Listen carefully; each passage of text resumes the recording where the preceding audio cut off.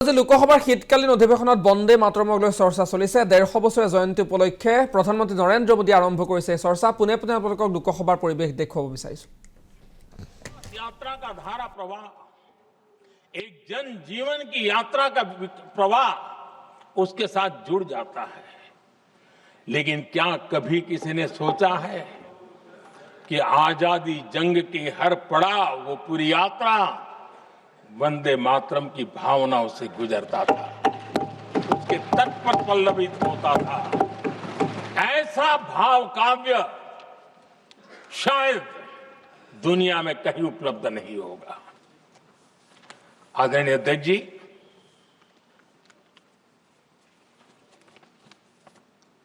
अंग्रेज समझ चुके थे कि 1857 के बाद लंबे समय तक भारत में टिकना उनके लिए मुश्किल लग रहा था।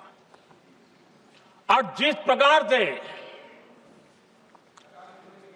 वो अपने सपने लेकर के आए थे, तब उनको लगा कि जब तक भारत को बांटेंगे नहीं, जब तक भारत को टुकड़ों में नहीं बांटेंगे, भारत में ही लोगों को एक दूसरे से लड़ाएंगे नहीं, तब तक यहां राज करना मुश्किल है। और अंग्रेजों ने बांटो और राज करो इस रास्ते को चुना और उन्होंने बंगाल को इसकी प्रयोगशाला बनाया। क्योंकि अंग्रेज भी जानते थे, वो एक वक्त था जब बंगाल का बौद्धिक सामर्थ्य देश को दिशा देता था, देश को ताकत देता था, देश को प्रेरणा देता था। और इसलिए अंग्रेज भी चाहते थे कि बंगाल का ये जो सामर्थ्य है वो पूरे देश की शक्ति का एक प्रकार से केंद्र बिंदु है। और इसलिए अंग्रेजों ने सबसे पहले बंगाल के टुकड़े करने की दिशा में काम किया। और अंग्रेजों का मानना था कि एक बार बंगाल टूट गया तो ये देश भी टूट जाएगा और वो यावत चंद्र दिवाकरो राज करते रहेंगे, ये इनकी सोच। एक बार 1905 में अंग्रेजों ने बंगाल का विभाजन किया, लेकिन जब अंग्रेजों ने 1905 में ये पाप किया तो वंदे मातरम, लेकिन जब अंग्रेजों ने 1905 में ये पाप किया तो वंदे मातरम चट्टान की तरह खड़ा रहा। बंगाल की एकता के लिए वंदे मातरम गली गली का नाद बन गया था और वही नारा प्रेरणा देता था। अंग्रेजों ने बंगाल विभाजन के साथ ही भारत को कमजोर करने के बीच और अधिक बोने की दिशा पकड़ ली थी। लेकिन वंदे मातरम एक स्वर एक सूत्र के रूप में अंग्रेजों के लिए चुनौती बनता गया और देश के लिए चट्टान बनता गया। आदरणीय अध्यक्ष जी,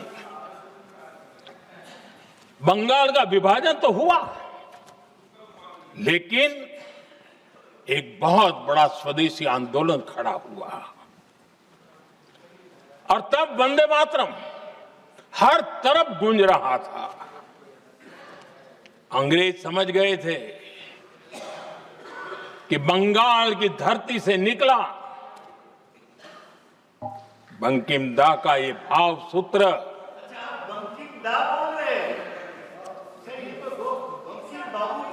बंकिम बाबू बोले। अच्छा, thank you thank you thank you thank you thank you, आपकी भावनाओं के लिए मैं आदर करता हूं। बंकिम बाबू ने बंकिम बाबू ने, थैंक यू दादा, थैंक यू। हाँ,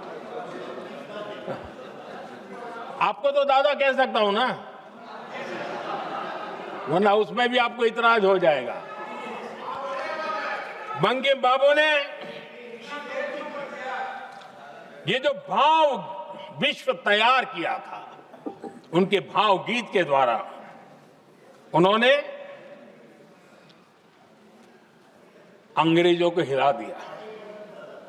और अंग्रेजों ने, देखिए कितनी कमजोरी होगी और इस गीत की ताकत कितनी होगी, अंग्रेजों ने उसको कानूनी रूप से प्रतिबंध लगाने के लिए मजबूर होना पड़ा था।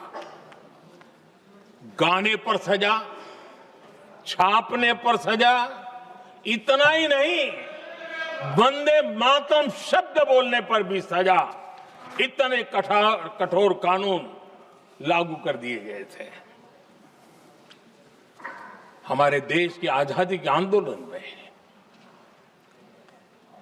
सैकड़ों महिलाओं ने नेतृत्व किया, लक्षावधि महिलाओं ने योगदान दिया। एक घटना का मैं जिक्र करना चाहता हूं।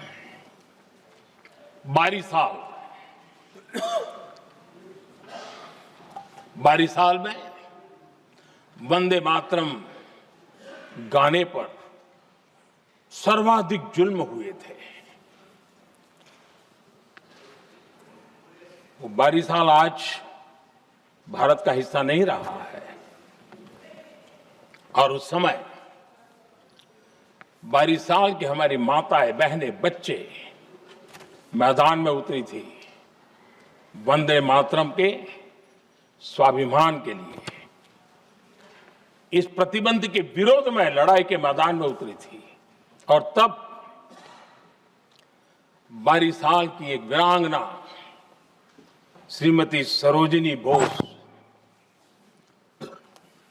जिन्होंने उस जमाने में वहां की भावना को देखिए, और उन्होंने कहा था कि वंदे मातरम जो प्रतिबंध लगा है, जब तक ये प्रतिबंध नहीं हटता है, मैं अपनी चूड़ियां जो पहनती हूं निकाल दूंगी। भारत में वो एक जमाना था, चूड़ी निकालना यानी महिला के जीवन की बहुत बड़ी घटना हुआ करती। लेकिन उनके लिए वंदे मातरम की वो भावना थी, उन्होंने अपनी सोने की चूड़ियां, जब तक वंदे मातरम प्रतिबंध नहीं हटेगा मैं दोबारा नहीं धारण करूंगी, ऐसा बड़ा व्रत ले लिया था। हमारे देश के बालक भी पीछे नहीं रहे थे। उनको कोड़े की सजा होती थी, छोटी छोटी उम्र में उनको जेल में बंद कर दिया जाता। और उन दिनों खास करके बंगाल की गलियों में लगातार वंदे मातरम के लिए प्रभात फेरियां निकलती थी। अंग्रेजों के नाक को दम कर दिया था। और उस समय गीत गूंजता था बंगाल में, जाए जाबे जीवनो चोले, जाए जाबे जीवनो चोले, जोगो तो माजे तोमार काजे, वंदे मातरम बोले।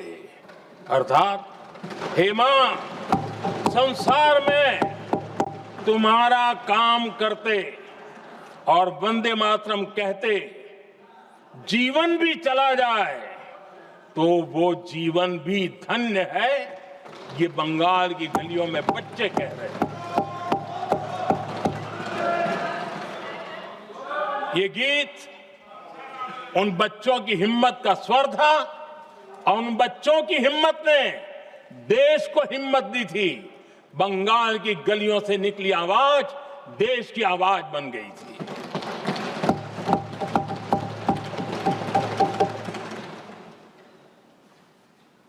उन्नीस 1905 में फरीदपुर के गांव में बहुत छोटी छोटी उम्र के बच्चे जब वंदे मातरम के नारे लगा रहे थे, अंग्रेजों ने बेरहमी से उन पर कोड़े मारे थे।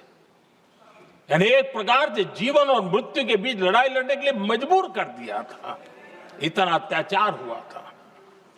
1906 में नागपुर में नील सिटी हाई स्कूल के उन बच्चों पर भी अंग्रेजों ने ऐसे ही जुल्म किए थे। गुनाह यही था कि वो एक स्वर से वंदे मातरम बोल करके खड़े हो गए थे। उन्हें वंदे मातरम के लिए मंत्र का महात्म्य अपनी ताकत से सिद्ध करने का प्रयास किया था।